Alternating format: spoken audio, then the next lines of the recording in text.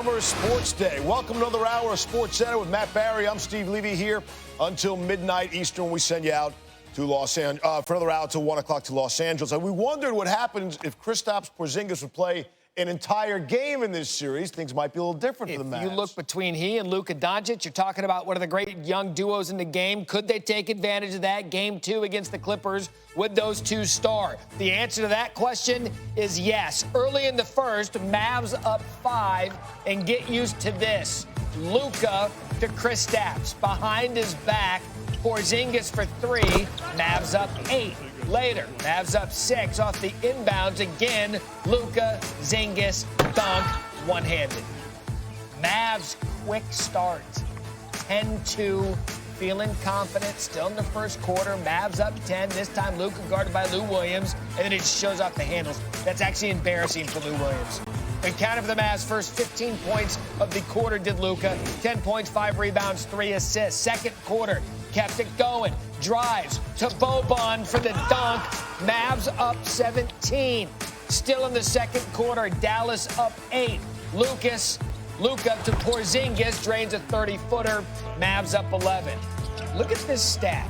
Luka accounted for 38 of the Mavs' 49 points while on the court. Mavs up 5 at the half. Paul George at 0 points, 3 fouls in the first, third quarter. You're going to need him if you're going to stay in this game. Upset he didn't get a foul call. He actually picks up a technical after a no call here. You can sense frustration starting to mount for the Clippers, and George gets the technical foul. Later, Clippers down 5. And again, PG airballs a three-pointer. Clippers trail by 13 after 3 quarters. Fourth quarter, now down 12. You're going to need some Kawhi drives one-handed. Clippers trail by 10. That was authoritative. Can they come back later in the fourth? Mavs up 14. Seth Curry of House Curry to Porzingis. Two-handed finish, 23 points.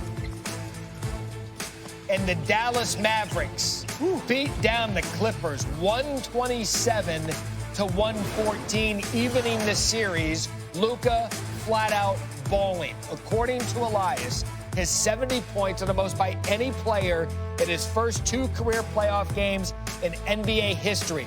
Surpassed a mark previously set by the great Lou Alcindor back in 1970. That list. I mean, the company on that list that Luka keeps, pretty impressive. 76ers and Celtics, I should have your attention now. No Ben Simmons for Philly. No Gordon Hayward now for Boston. Marcus Smart gets the start. In Game 1, Joel Embiid came out firing. He would do the same in Game 2. 6 of 9 from the field. 15 first-quarter points. Ties Allen Iverson most points by a Sixer in an opening quarter of a playoff game. Now, Matisse Thybulle starting in place of Al Horford. Tatum in Game 1 was pretty much shut down by Thybulle and took off against everybody else. So you understand the strategy there. Thybulle poking the ball. Tatum's going to recover. Shot clock expiring, sure. 32 feet out and banks it home. Tatum felt the urgency. No problem there. Celtics lead by 1. Same strategy. Thybulle guarding Tatum tight. Coming off the screen. Knocks it down. Tatum went 4 or 6 for 12 when guarded by Thybulle, the most against any one defender. Got to find the new strategy. Celtics by 13 in the third. Kemba to steal from a driving Embiid. Tatum to Jaylen Brown. Brown finishes highlight film material. Celtics by 15. Minute later, off the miss. Brown from Smart. Celtics bench loved it. They outscored the Philly bench in a big way. Brown had 20. Walker in transition. There's Tatum. Tatum had 33 points, 8 threes. All Boston, up 2 games in the series. It is always leg day here on SportsCenter. Tim Legler joining us now. Want to go back to the Mavs and Clippers, and we knew Luka and Porzingis were going to be the stars in this one, and the highlights proved that, Legs. But what actually stood out to you about the Mavericks Game 2 victory? It's got to be the Mavericks bench. I mean, this is as well as any bench can play in a postseason game, particularly when you look at the circumstances of their star player, Luka Doncic, really battling foul trouble the entire second half. So you wonder, where's the offense generation going to come from? Got your answer. They got it from inside in the first half with Marjanovic, who came in and gave them a huge lift in the second quarter, just repeatedly posting up, grabbing position in front of the rim, and getting the recipient of Luka Doncic passes to finish off. And then they got it from the wing. Seth Curry had his run there in the third quarter with Luka on the bench, most of that with his fourth foul. And then they got it from the point guard position. Trey Burke coming in and just blowing by whoever was in front of him. And this was mostly when Luka was on the bench with his fifth foul. So for this long stretch with their star player and the guy that they want to close the game, watching as a spectator, the Dallas bench did whatever they wanted to with this Clippers defense that we all thought could be one of the best in the NBA. Certainly wasn't the case in Game 2. And now, you look at what happened in Game 1, the way they were rolling before Porzingis got tossed.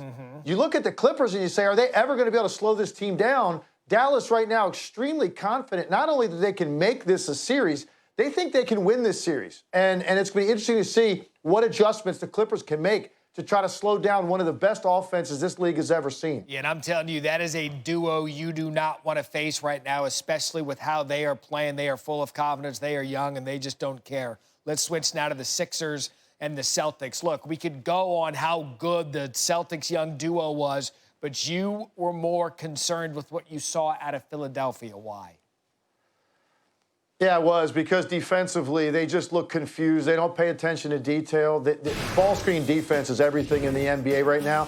And you just take a look at some of these mistakes. And the first is, look where this screen is being set. When you're 30 feet from the basket, you should be going under that screen as a defender, and then you're going to get help from the big. Instead, look at the angle Thibault takes. He goes over the top. You're chasing from that distance. You're going to let a guy walk into a wide-open shot with your big back in the paint. Now, when the screen is set at 15 feet, like this one, now's a great time to chase and let your big guy close the gap to take away the jump shot. Instead, they're going under on these ball screens at the foul line. These are practice shots for an all-star caliber player like Kemba Walker. Another example right here, same angle. You should be chasing, getting help from Al Horford. Instead, you go under the screen, and Kemba Walker, running back's got to be having that $1 million smile on his face when you see what's going on with Joel Embiid. He can't believe what he's watching. I just thought that their game plan defensively in the first half was really weak on that end of the floor, and they did not adjust to the second half. It was pretty surprising. As a result, right now, Boston has Philadelphia completely demoralized. All kinds of problems for the Sixers. Celtics look really good. So many storylines developing early on in these playoffs, and Tim Legler